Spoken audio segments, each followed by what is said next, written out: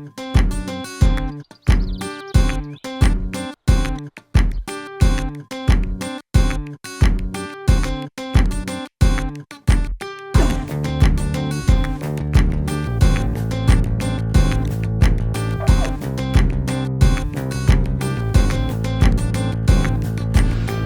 asked me to speak on revival. I was like, well, I'm living it, so this has to make sense for us. So thank you for coming out. Welcome to Calle. Has anyone been here before? No. Yeah? For what? Chris, you don't count. Okay. Soccer party. For a party, right? Yeah. Nice. Okay, so as Mark shared, I'll give you a quick, I'll do like a little overview of basically what you already shared, and we'll kind of go into depth with what we're doing right now. So get at it. Okay, so a little bit about me. I was born in South Bakersfield, grew up in a predominantly Hispanic community, which is why soccer was my number one choice. Thought I was a pretty good player, went on an LDS mission to Spain, got humbled by like 13-year-old kids in the streets, and so what is this? This is crazy. So when I got back to BYU, when I was playing on the team, we thought it'd be cool to create a lifestyle brand, and so we tried to make basically the Vans of soccer. So, got a little ahead of myself. This is a Fubito court, what they call Fubito in Spain. Me and my comp had our shirts off, which was probably a big no-no on the mission, but that's us in Spain. It's really hot. This is our first Provo basement office with signs that say "Make Calle Happen," and then all the smart guys on the team, they pitched and won a business plan competition. I was already out of school at that point, but they pitched and we won it. We raised $750,000 for 40% of the company, and we were off to the races. So we had a trick.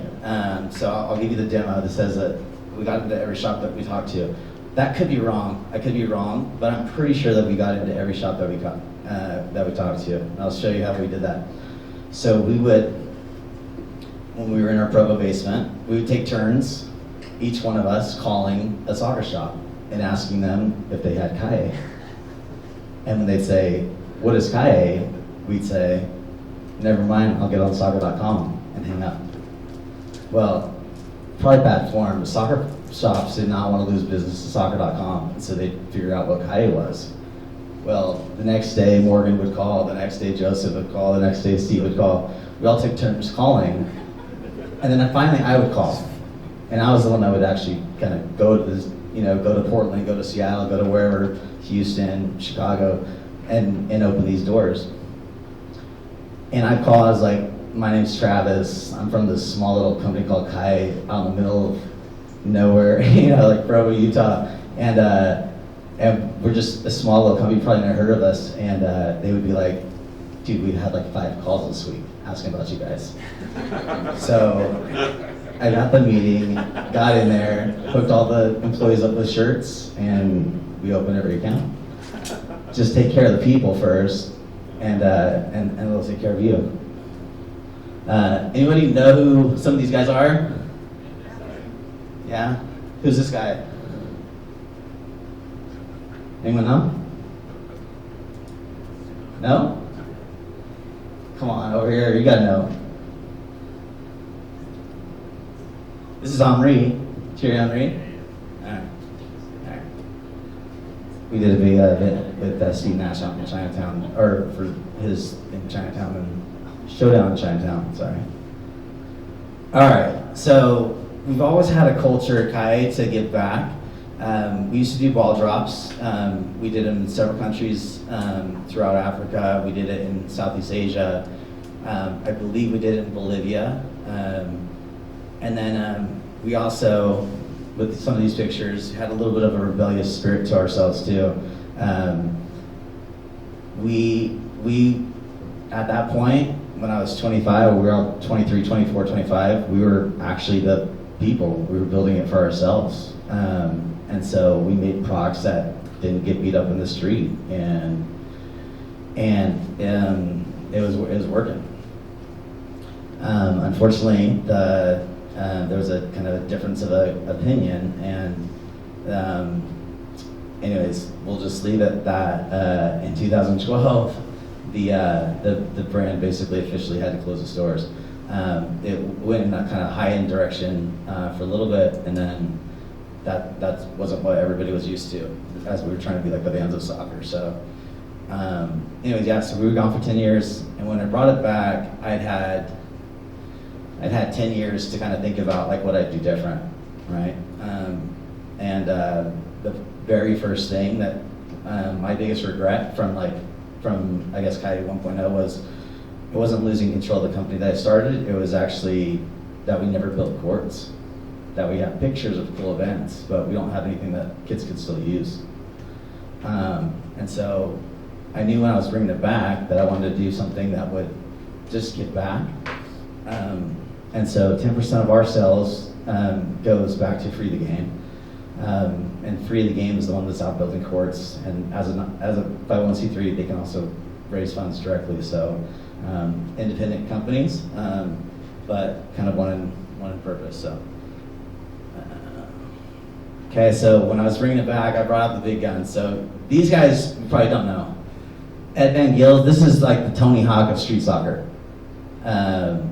So Ed Van Gils, Alfredo Fraines, Alfredo Sainz.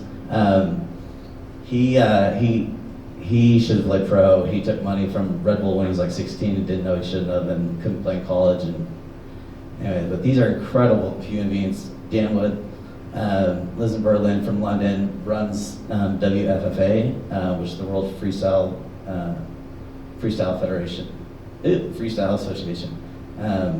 But he's an incredible guy. They all came out here for the open house in 2022 when we relaunched. Part of the reason I left the company earlier than it actually felt full was because I got rid of the pigeon.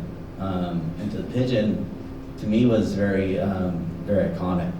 And so to get rid of the pigeon, I thought was just a big mistake. So as we've come back, we've really focused on just being simple, making it in-house. We make all of our stuff right here. It's all designed here, it's all made here. But we just wanted to focus on fun. In that 10 years that I was out, that Calle was not in existence, I learned that the number one reason kids are not playing soccer anymore is because they're not having fun. And that's crazy to me, because it's such a fun game. So we wanted to build this place so you just have fun. And so that's what we've done here. So after this talk, I hope all of us get out there and play a little bit, have some fun. But that's what the whole brand's about, having fun and building courts. We've pivoted away from the top down. Won't get into too much of it, but about a year ago, we really had an experience that made us know that we needed to pivot towards the players more instead of the pros and the younger players, and build this for them. So here's a few of our sponsored players. I get to brag about them. They're amazing. So Rial right here, she's 14. She is incredible. She's just so technically talented. Little Dom up here, he's 11. He plays for El Mundo. They just won the state championship. His dad cuts his hair every week, which I think is dope. This is Alex right here, Alex Garcia. Of all the kids that went through our sponsored program, he was the only one that religiously wrote in his journal. And his dad told us that it helped him so much. So it was really cool to learn that with him. And then Miss Maggie Jones, she's 9 years old and she can juggle 1,020 times. She's crazy. She's so cool. And she's homeschooled and her dad teaches her and they play all the time. And she's on a path. That name you'll want to remember, Maggie Jones. But and they're all special. But it's felt so much better to focus on the younger kids and build the courts than trying to chase the top and trying to be with the people on the top. Yeah, like I said earlier, this time ago, it's all about the courts. It's one of the proceeds. Here's some of the courts that we built. bottom right, or bottom middle is our first one, Marquette Park in St. Louis. Dogtown in St. Louis was our second court. Wilmore Park, St. Louis was our third court. Sherwood Park was our fourth court, that's here in Salt Lake City. And Sugar House right up there was our fifth court. And then we just recently, this last December, did one in Austin, but we still don't have very good pictures of it. But so, and anyways, but one in Austin. And then, so you guys ready? You guys are the first to hear about Calle 3.0. Yeah. Okay. All right, so I believe, this might be crazy, but I believe that if you built a street soccer park, like a skate park for soccer players, and there was 3 courts, it's called mild, medium, and hot, and they kind of sorted each other out, and winter stays. We've had tournaments now here. We've been able to use this space over here to test. We've held youth tournaments and adult tournaments, no referees, and there's been no fights. Right? Take the referees out, and it's funny because now all the parents have to stand on the side by each other, and they don't have anybody to yell at. So you've taken out the target, and now everybody gets along. It's crazy. So we want to do that. We want to build that culture there. These are a couple other different kind of games, like pickleball is one of them. Pickleball with a soccer ball. There's a shooting target that's kind of a novel concept. But anyways, it's just a concept at this point. The design's likely to change, but this is at, if you guys know Fairmont Park, this is the proposed location is this 5-event tennis courts. So in knowing that will be temporary, we still want to do it, but we've, the other good news is last September we found out that Salt Lake City is matching our contribution of up to $350,000 to build, I guess, as many courts as we can.